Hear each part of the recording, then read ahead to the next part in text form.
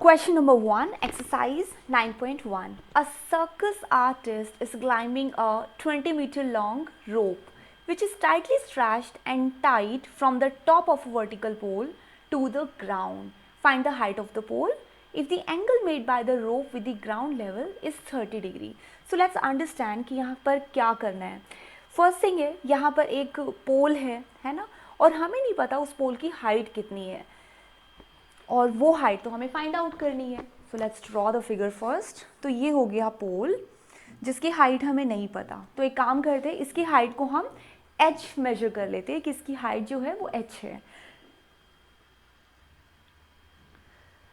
ये पोल, इसके टॉप पर एक रोप बंधी हुई है जो कि ग्राउंड के साथ में किसी पॉइंट से, सो लेट्स टेक कि ये ग्राउंड है हमारा और किसी पॉइंट से ये बहुत टाइटली अटैच है. ठीक है, ये मान लेते हैं कि ये बहुत टाइटली अटैच है. सो वी नो कि जो वर्टिकल हाइट होती है ये परपेंडिकुलर होती है. तो यहाँ पर हमें 90 डिग्री का एंगल चाहिए. इन्होंने रोप की लेंथ दी है. रोप कहाँ पर है, सोचिए, ये है ना रोप. तो रोप की लेंथ हो गई 20 मीटर. ठीक है, नेक्स्ट गिवन है,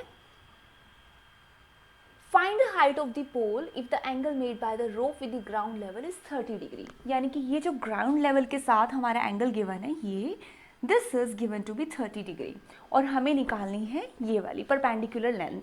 आप चाहे तो इसे हाइट कह लीजिए, या फिर परपेंडिकुलर है तो आप चाहे तो इसे कैपिटल P या स्मॉल लेटर P से भी डिनोट कर सकते हैं. ठीक है, तो स्टार्ट करते. क्वेश्चन होगा कैसे, देखिए, इन क्वेश्चंस को करने के लिए सबसे पहले हमें हमारा फॉर्मूला लिख लेना चाहिए. कौन सा फॉर्मूला, ये वाला फॉर्मूला. पंडित बद्री प्रसाद हर हर भोले सोना चांदी तोले, है ना. ये फॉर्मूला क्या कहता है कि P अपॉन H यानी परपेंडिकुलर अपॉन हाइपोटेन्यूज, ये जो रेशियो होता है ये इक्वल होता है साइन के, है ना.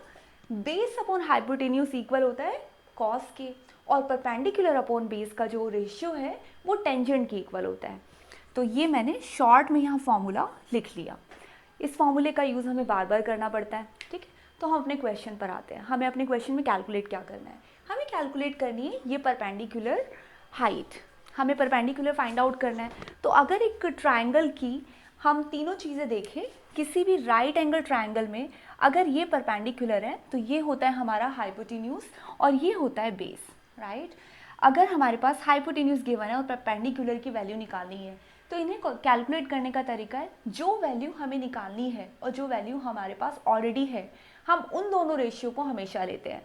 मतलब क्या हुआ, हमें ये वैल्यू फाइंड आउट करनी है तो हम P लेंगे यानी परपेंडिकुलर. इसे डिवाइड करेंगे जो वैल्यू हमारे पास ऑलरेडी है which is 20, P upon 20. P upon 20. Let me just rub it once. So ये हो गया P अपॉन 20. अब ये है क्या P अपॉन 20, ये है परपेंडिकुलर अपॉन हाइपोटेन्यूज. फॉर्मूला कहता है परपेंडिकुलर अपॉन हाइपोटेन्यूज की वैल्यू साइन के इक्वल होती है. तो इसका मतलब साइन का जो एंगल है ना, ये एंगल हमारा 30 डिग्री का गिवन है.